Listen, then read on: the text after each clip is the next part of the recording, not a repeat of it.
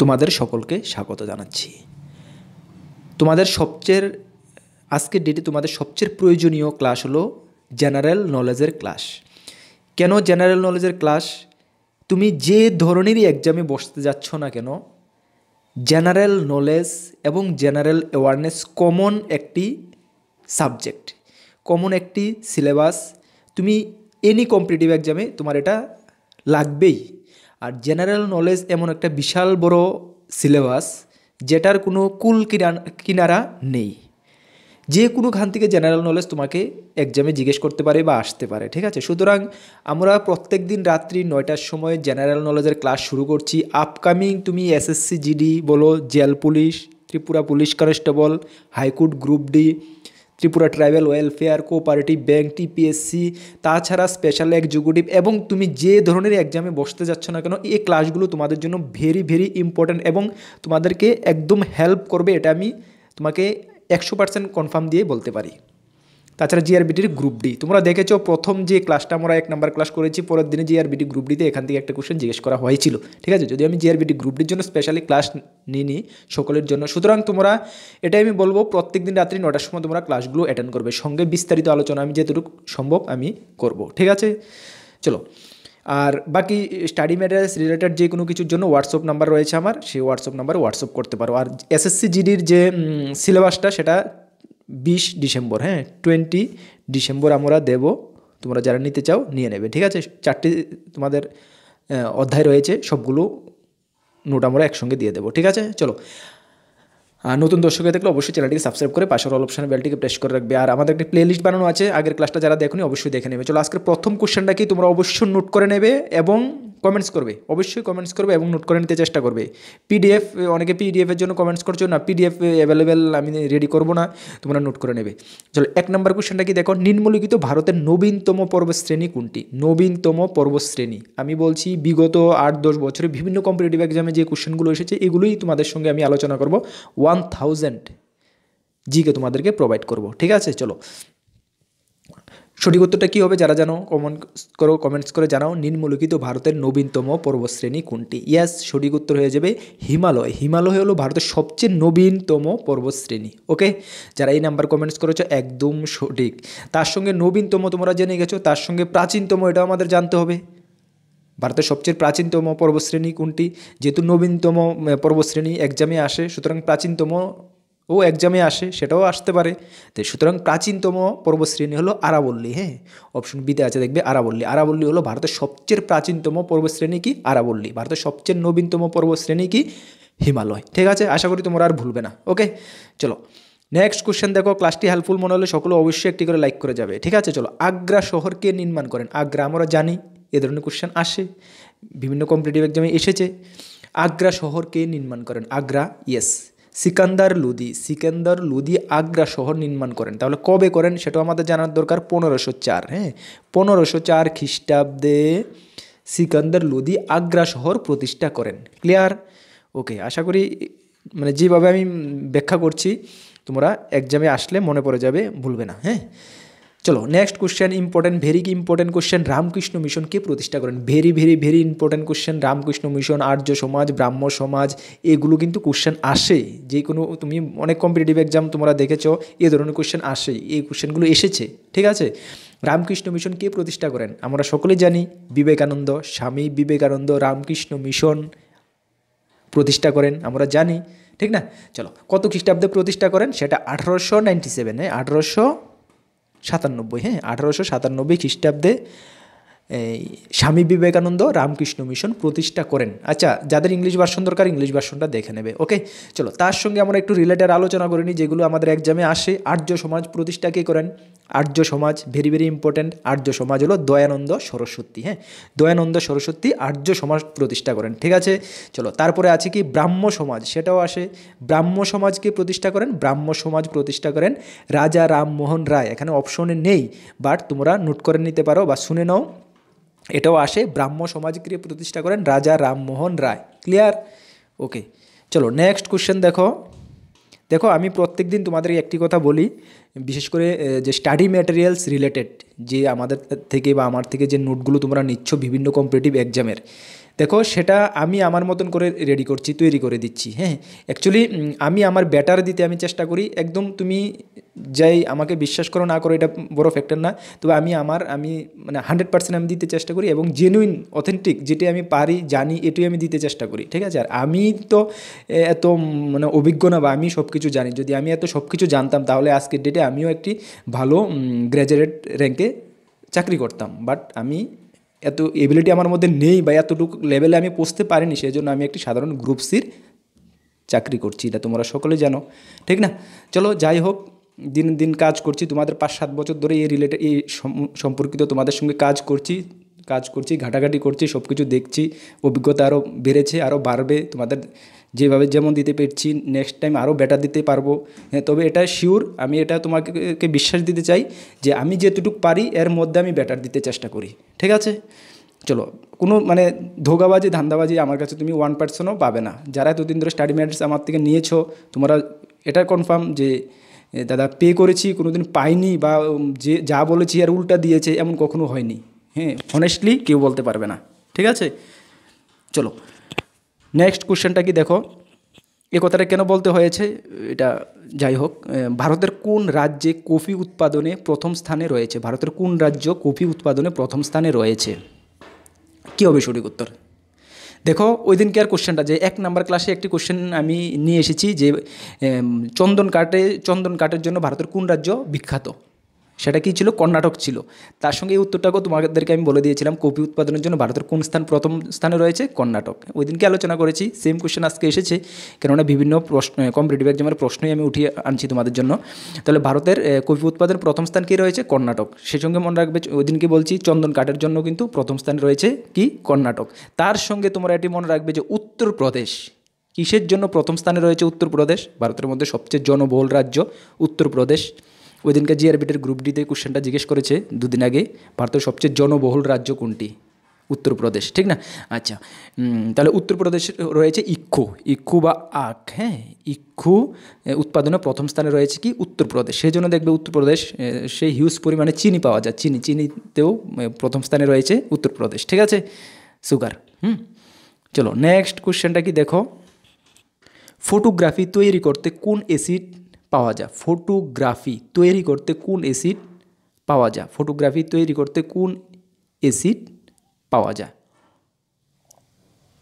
কী হবে সঠিক উত্তর? ইয়েস, ফটোগ্রাফি তৈরি করতে কোন অ্যাসিড লাগে সেটা হবে অক্সালিক অ্যাসিড। হ্যাঁ, ফটোগ্রাফি তৈরি করতে কোন অ্যাসিডের প্রয়োজন পড়ে? Oxalic acid. ঠিক আছে, মনে রাখবে অক্সালিক অ্যাসিড। ওকে, কোশ্চেনটা একটু কারেকশন করে নেবে। ঠিক আছে, চলো নেক্সট কোশ্চেন দেখো, কলেরা রোগ কিসের জন্য হয়? কলেরা টাইফয়েড, হ্যাঁ, এগুলি কিসের জন্য হয়? কী হবে সঠিক উত্তরটা? কী হবে সঠিক উত্তর? Yes, bacteria. হ্যাঁ, ব্যাকটেরিয়ার জন্য কিন্তু কলেরা রোগ হয়ে থাকে। ব্যাকটেরিয়া, হ্যাঁ, ব্যাকটেরিয়া এটি একটি ব্যাকটেরিয়া ঘটিত রোগ, মনে রাখবে। হ্যাঁ, আর ব্যাকটেরিয়া যেহেতু, ব্যাকটেরিয়া কে আবিষ্কার করেন? ব্যাকটেরিয়া লিউয়েন হক। হ্যাঁ, লিউয়েন হন ব্যাকটেরিয়া আবিষ্কার করেন। হ্যাঁ, কোশ্চেন আসে, এবং ভাইরাসেরও আসে। ভাইরাস কে আবিষ্কার করেন? ইভানু বক্সি। হ্যাঁ, ইভানু বক্সি। ঠিক আছে, ইভানু বক্সি ভাইরাস আবিষ্কার করেন। ওকে, চলো নেক্সট কোশ্চেন দেখো, 7 নম্বর কোশ্চেন, নিম্নলিখিত সিকিম রাজ্যের লোকসভার সিট সংখ্যা কত? সিকিম, কেন সিকিমের কোশ্চেন আসে কেন? দেখো সিকিম আমাদের নর্থ ইস্টের 7 সিস্টার মধ্যে কিন্তু সিকিম পড়ে না। সিকিম 7+1 8। ঠিক আছে, এই সিকিমকে অনেক সময় 7 সিস্টারের ব্রাদার হিসাবেও বলা হয়ে থাকে। ঠিক আছে, চলো সিকিমের রাজধানী কি? গ্যাংটক না, আমরা জানি। চলো এখানে বলা হয়েছে সিকিম, নিম্নলিখিত সিকিম রাজ্যের লোকসভার সিট সংখ্যা কত? লোকসভার সিট সংখ্যা হলো সিকিম রাজ্যে মাত্র একটি সিট রয়েছে লোকসভাতে সিকিমের। ঠিক আছে, সেজন্য কোশ্চেনটা রিপিট হয়ে আসে। হ্যাঁ, এবং রাজ্যসভারও কিন্তু একটি রয়েছে, লোকসভার একটি রয়েছে এবং রাজ্যসভারও একটি রয়েছে। ঠিক আছে, আর সিকিম তো জানো যে ভারতের সঙ্গে সবচেয়ে লাস্টে যুক্ত হয়েছে, এটা 1975-এ সিকিম ভারতের সঙ্গে যুক্ত হয়েছে নর্থ ইস্টে পরে। ঠিক আছে, চলো নেক্সট কোশ্চেন দেখো, 8 নম্বর কোশ্চেন, জাতীয় পঞ্চায়েত রাজ দিবস কবে পালন করা হয়? জাতীয় পঞ্চায়েত রাজ দিবস কবে পালন করা হয়? পঞ্চায়েতি রাজের উপর অনেক গুরুত্বপূর্ণ কোশ্চেন আসে, ঠিক আছে। যেমন পঞ্চায়েত রাজ ব্যবস্থা কবে চালু করা হয় এবং চালু করা হয়েছে এবং কোথায়, ভারতের কোন জেলাতে, কত খ্রিস্টাব্দে চালু করা হয়েছে, কার আমলে, এই কোশ্চেনগুলো কিন্তু পঞ্চায়েতি রাজের উপরে আসে কোশ্চেনগুলো, ঠিক আছে। চলো আমি এখানে ডিসকাস করব। প্রথমে সঠিক উত্তরটা তোমরা কমেন্টস করো। সঠিক উত্তরটা হবে 24 এপ্রিল, জাতীয় পঞ্চায়েত রাজ দিবস এভরি ইয়ার 24 এপ্রিল, 24 এপ্রিল পালন করা হয়। হ্যাঁ, আর এর মধ্যে কোশ্চেন আসে তোমাদের, যেমন প্রথম পঞ্চায়েত রাজ ব্যবস্থা চালু করা হয় কত খ্রিস্টাব্দে এবং কোথায়। ওই কোশ্চেনটা ভেরি ভেরি ইম্পর্ট্যান্ট, অনেকবার অনেক কম্পিটিটিভ এক্সামে এসেছে, তাহলে মনে রাখবে প্রথম পঞ্চায়েত রাজ ব্যবস্থা চালু হয় নাগৌর জেলাতে, নাগৌর জেলা, হ্যাঁ নাগৌর জেলাতে। নাগৌর জেলা এটা কোথায়? এটা রাজস্থানে, হ্যাঁ রাজস্থান, ঠিক আছে রাজস্থান। কিছুদিন আগে যেখানে নতুন মন্ত্রিসভা গঠন হয়েছে, রাজস্থান। রাজস্থানের সিএম কে? তোমরা কমেন্টস করে জানাও। রাজস্থানের চিফ মিনিস্টার বর্তমানে কে? জানাও তোমরা কমেন্টস করে একটু। হ্যাঁ, তাহলে বুঝতে পারছো নাগৌর জেলা, রাজস্থানের নাগৌর জেলাতে প্রথম পঞ্চায়েত রাজ ব্যবস্থা চালু করা হয়। এটা চালু করা হয় তোমার 1959 খ্রিস্টাব্দে, ঠিক আছে 1959 খ্রিস্টাব্দে। তখন ভারতের প্রধানমন্ত্রী কে ছিলেন? পণ্ডিত জওহরলাল নেহেরু, পণ্ডিত জওহরলাল নেহেরু, হ্যাঁ ভারতের প্রধানমন্ত্রী ছিলেন, ঠিক আছে। Very very important question, very very most important question. চলো নেক্সট কোশ্চেন দেখো, 9 নম্বর কোশ্চেন। নিম্নলিখিত মহাভাষ্য কার রচনা? মহাভাষ্য কার রচনা? কী হবে সঠিক উত্তর? মহাভাষ্য কার রচনা? ইয়েস, পতঞ্জলি। হ্যাঁ, পতঞ্জলির রচনা হলো মহাভাষ্য। হ্যাঁ, এটা মনে রাখবে। আর তার সঙ্গে পণিনি, হ্যাঁ অষ্টাধ্যায়ী, অষ্টাধ্যায়ী রচনা করেন কে? পণিনি, হ্যাঁ অষ্টাধ্যায়ী, ঠিক আছে অষ্টাধ্যায়ী, হ্যাঁ ধ্বজবলাকার অন্তস্থিতি, অষ্টাধ্যায়ী কি রচনা করেন? পণিনি। এই কোশ্চেনটাও আসে, হ্যাঁ দেখবে, ঠিক আছে। চলো নেক্সট কোশ্চেন দেখো, 10 নম্বর কোশ্চেন। নিম্নলিখিত এপিকালচার কিসের সঙ্গে যুক্ত? এপিকালচার কিসের সঙ্গে যুক্ত? এ ধরনের কোশ্চেন কিন্তু আসে, একদম ভেরি ভেরি ইম্পর্টেন্ট কোশ্চেন। কিসের সঙ্গে যুক্ত? কী হবে সঠিক উত্তর? সঠিক উত্তর হয়ে যাবে মৌমাছি পালন। মৌমাছি পালনকে এপিকালচারও বলা হয়ে থাকে, ঠিক আছে। মৌমাছি পালনের সঙ্গে যুক্ত হলো এপিকালচার। ওকে, চলো তারপরে অপশন বিতে আছে দেখো, রেশম পোকার চাষ। রেশম পোকার চাষকে কি বলা হয়? সেরিকালচার, সেরিকালচার, হ্যাঁ সেরি, এগুলি আসে কিন্তু, হ্যাঁ ভেরি ভেরি ইম্পর্টেন্ট। হ্যাঁ, আর এটা মনে রাখবে, যে কোশ্চেনগুলো আমি আলোচনা করছি প্রিভিয়াস 8-10 বছরে কোনো না কোনো কম্পিটিটিভ এক্সামে এসেছে। এগুলোই আমি আলোচনা করছি, হ্যাঁ কারণ এইগুলো রিপিটেড কোশ্চেন জিকে। আর জিকে এমন একটা জিনিস যা তুমি কোনো চেঞ্জেবল না, এটা চেঞ্জ হয় না, ঠিক আছে না, খুব রেয়ার, খুব রেয়ার, রেয়ার থেকে রেয়ার, হ্যাঁ চেঞ্জ হয়, বাকি কিন্তু চেঞ্জেবল না। সুতরাং কিছু ইম্পর্ট্যান্ট জেনারেল নলেজ আছে, যে যারকে বলো তুমি ইন্ডিয়ান হিস্ট্রি থেকে বলো, ইন্ডিয়ান জিওগ্রাফি, পলিটি, সায়েন্স থেকে বলো, কিছু ইম্পর্ট্যান্ট জেনারেল নলেজ আছে। এগুলো কিন্তু দেখা গেছে বিভিন্ন কম্পিটিটিভ এক্সাম রিপিটেড হতে, প্রত্যেক মানে রিপিটেড হয়, কিছু মাস বছর পরে যে এক্সামগুলো হয় এগুলোতে রিপিটেড হয় কিছু কোশ্চেন, কিছু পার্সেন্টেজ কোশ্চেন আছে। হ্যাঁ, এগুলো মুখস্থ করে রেখে দেবে ফিউচারের জন্য, বর্তমানের জন্য, যে কোনো সময় কাজে আসবে। হ্যাঁ, চলো তাহলে কি হয়েছে? রেশম পোকার চাষকে কি বলা হয়? সেরিকালচার, ঠিক আছে। আর অপশন বিতে আছে মৎস্য চাষ। মৎস্য চাষ হলো পিসিকালচার, পিসিকালচার হলো মৎস্য চাষ। এবং ডিতে আছে পক্ষী সংক্রান্ত বিদ্যা হলো অর্নিথোলজি, অর্নিথোলজি হলো পক্ষী সংক্রান্ত বিদ্যা, ঠিক আছে মনে রাখবে। দেখো একটি কোশ্চেনের পিছে কিন্তু আমি 2-3-4টি কোশ্চেন আলোচনা করছি, হ্যাঁ তোমরা এগুলো ফলো করবে। হ্যাঁ, সুতরাং একটি কোশ্চেন আলোচনা করছি, একটি না, এর পিছে কিন্তু আমি 2-3-4টি কোশ্চেন আলোচনা করে দিচ্ছি, ঠিক আছে। চলো, ঔরঙ্গজেবের মকবরা কোথায় অবস্থিত? ঔরঙ্গজেবের মকবরা কোথায় অবস্থিত? কী হবে সঠিক উত্তর? ঔরঙ্গজেবের মকবরা কোথায় অবস্থিত? ইয়েস, ঔরঙ্গাবাদ, ঔরঙ্গাবাদে ঔরঙ্গজেবের মকবরা অবস্থিত, ঠিক আছে মনে রাখবে। আর যে লাহোরে কার মকবরা কোথায় অবস্থিত? লাহোর রয়েছে জাহাঙ্গীরের মকবর, হ্যাঁ মকবর, ঠিক আছে লাহোরে জাহাঙ্গীরের, ঠিক আছে। অপশন সিতে রয়েছে কি? কাবুলে রয়েছে বাবরের, হ্যাঁ এবং অপশন ডিতে রয়েছে আগ্রাতে রয়েছে শাহজাহানের, ঠিক আছে। এগুলো দেখে নেবে, ভেরি ভেরি ইম্পর্টেন্ট কোশ্চেন। হ্যাঁ, চলো নেক্সট কোশ্চেন দেখো, 12 নম্বর কোশ্চেন। 12 নম্বর কোশ্চেন কি? নিম্নলিখিত দিল্লি কোন নদীর তীরে অবস্থিত? দিল্লি, ওই দিন কোশ্চেন জিজ্ঞেস করা হয়েছে জিআরবিটিতে, যে আগরতলা কোন নদীর তীরে অবস্থিত? আমাদের আগরতলা হাওড়া নদীর তীরে অবস্থিত, ঠিক না। জিআরবিটি গ্রুপ ডিতে কোশ্চেন জিজ্ঞেস করা হয়েছিল। এবং গত 1 নম্বর ক্লাসে আমি আলোচনা করেছি যে ভারতের কোন রাজ্যে সবচেয়ে বেশি বনভূমি রয়েছে, জঙ্গল রয়েছে, সেটা মধ্যপ্রদেশ। এটা জিআরবিটি গ্রুপ ডির ইন্টারভিউতে জিজ্ঞেস করা হয়েছিল। হ্যাঁ, চলো এ ধরনের কোশ্চেন যদি এখান থেকে কোশ্চেন জিআরবিটি গ্রুপ ডিতে যদি কমন পেয়ে যাও যারা অ্যাটেন্ড করছো, তাহলে খুব মানে খুশির খবর, তোমাদের জন্য, আমার জন্য। হ্যাঁ, তাহলে নিম্নলিখিত দিল্লি কোন নদীর তীরে অবস্থিত? ইয়েস, সঠিক উত্তর হয়ে যাবে যমুনা নদীর তীরে অবস্থিত, এটা আমরা জানি, ঠিক না? যমুনা নদীর তীরে দিল্লি অবস্থিত। হ্যাঁ, চলো নেক্সট কোশ্চেন দেখো, 13 নম্বর কোশ্চেন। নালন্দা বিশ্ববিদ্যালয়ের কে প্রতিষ্ঠা করেন? নালন্দা বিশ্ববিদ্যালয়, একদম ভেরি ভেরি ইম্পর্টেন্ট কোশ্চেন। হ্যাঁ, অনেকবার অনেক কম্পিটিটিভ এক্সামে এসেছে। নালন্দা বিশ্ববিদ্যালয়, ঠিক আছে, এটি কোথায় অবস্থিত বর্তমানে? এটি বর্তমানে বিহারে অবস্থিত, ঠিক আছে, বিহারে অবস্থিত। হ্যাঁ, কী হবে সঠিক উত্তর? নালন্দা বিশ্ববিদ্যালয় তো বিহারে অবস্থিত, আমরা জানি। ইয়েস, প্রথম কুমার গুপ্ত নালন্দা বিশ্ববিদ্যালয়ের প্রতিষ্ঠা করেন, প্রথম কুমারগুপ্ত, ঠিক আছে, মনে রাখবে। আচ্ছা চলো, আর এখান থেকে কোশ্চেন আসে যে গোপাল, হ্যাঁ, এই কোশ্চেনটা আসে, যে কোশ্চেনটা এইভাবে আসে, উদন্তপুরী বিশ্ববিদ্যালয় কে প্রতিষ্ঠা করেন? সেটা গোপাল হবে। হ্যাঁ, পাল বংশের প্রতিষ্ঠাতা কে? গোপাল, ঠিক না? উদন্তপুরী বিশ্ববিদ্যালয়ে তোমার আবিষ্কার করেন, ঠিক আছে, কোশ্চেনগুলো মনে রাখবে। চলো নেক্সট কোশ্চেন দেখো, 14 নম্বর কোশ্চেন।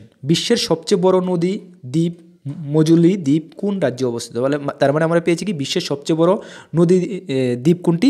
মজুলি দ্বীপ, ঠিক না? এই কোশ্চেনটা আমরা পেয়ে গেছি। বিশ্বের সবচেয়ে বড় দ্বীপ আসতে পারে নদী দ্বীপ কোনটি? মজুলি দ্বীপ, ঠিক আছে। আচ্ছা, এটি কোন রাজ্যে অবস্থিত? তাহলে এটি হবে অসম রাজ্যে অবস্থিত, আমাদের নর্থ ইস্টের অসম রাজ্যে অবস্থিত, ঠিক আছে।